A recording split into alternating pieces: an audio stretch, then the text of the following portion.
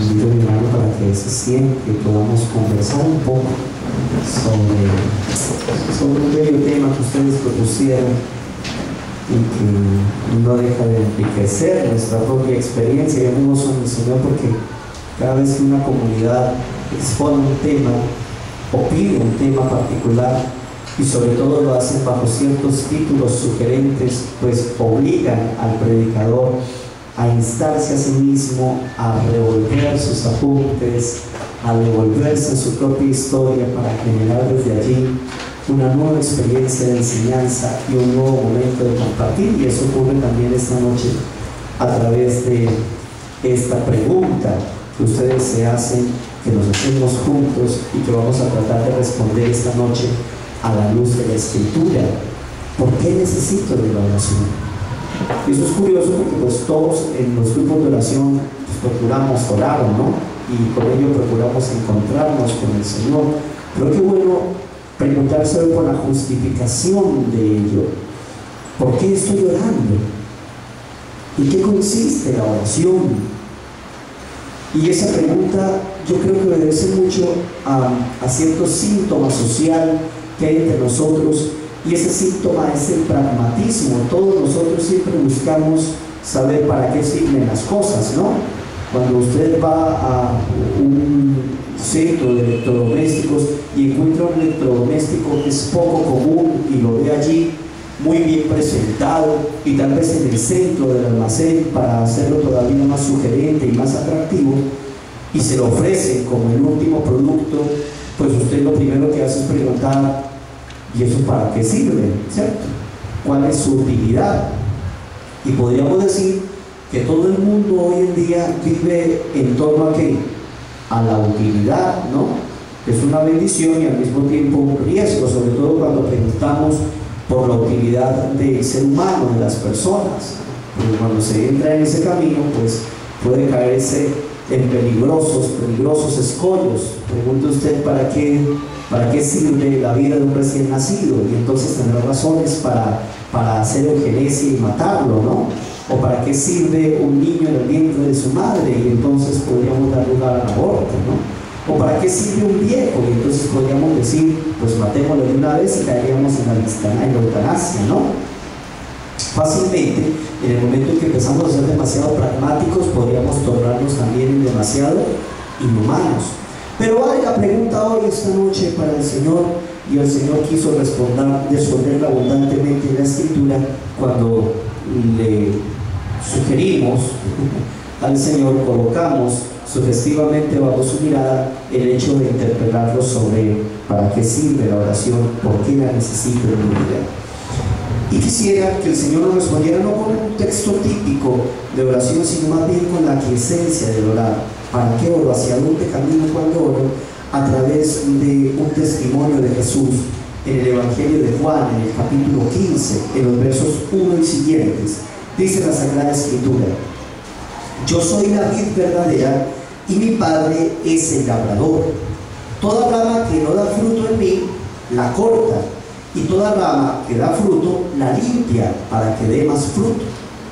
Ustedes ya están limpios gracias a la palabra que les he anunciado, pero permanezcan en mí como yo permanezco en ustedes. Una rama que no puede producir fruto por sí misma si no permanece unida a la vid, tampoco ustedes pueden producir fruto si no permanecen en mí. Yo soy la vid y ustedes las ramas. El que permanece en mí y yo en él, ese da mucho fruto, pero sin mí no pueden hacer nada.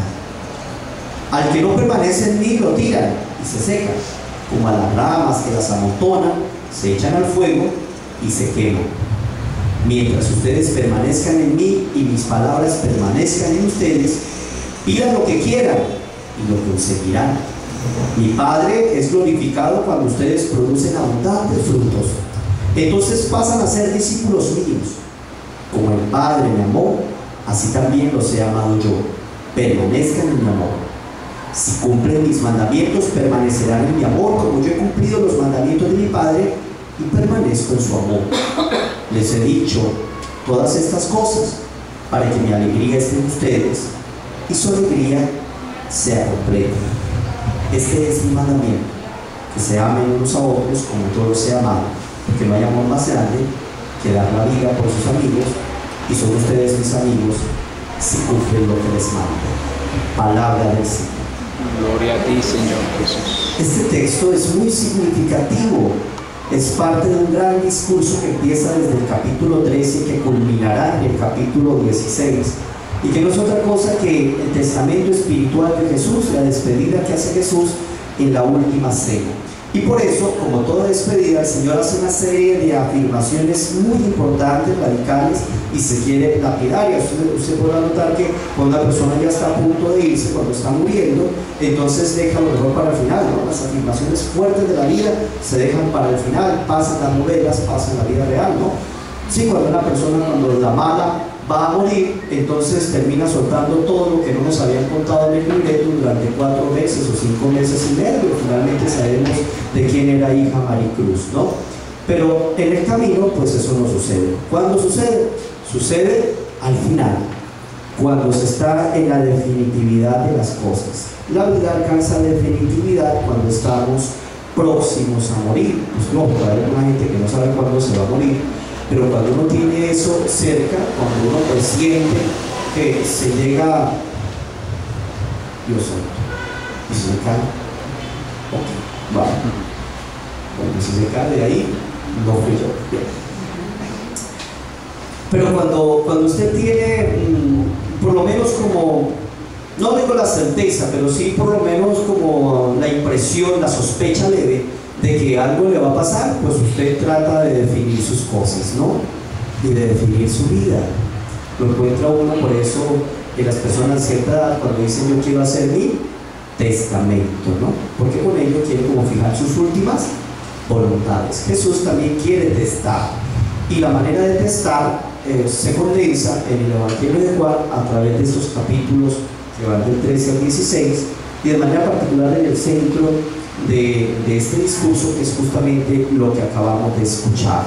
El Señor, con una profunda pasión, le está hablando a los discípulos, y por eso las palabras del Señor adquieren un tono tanto dramático, y al mismo tiempo parece ser el momento en el que Jesús está entregando sus últimas recomendaciones al círculo de sus amigos. Recomendación, aquí no trata mandamientos, son unas recomendaciones muy íntimas que el Señor le está soltando al corazón discipular. Y aquí el Señor es incisivo en un verbo en particular. ¿Cuál fue el verbo que más escucharon? Sí, permanece en el... Exacto, el verbo es permanecer. Hay una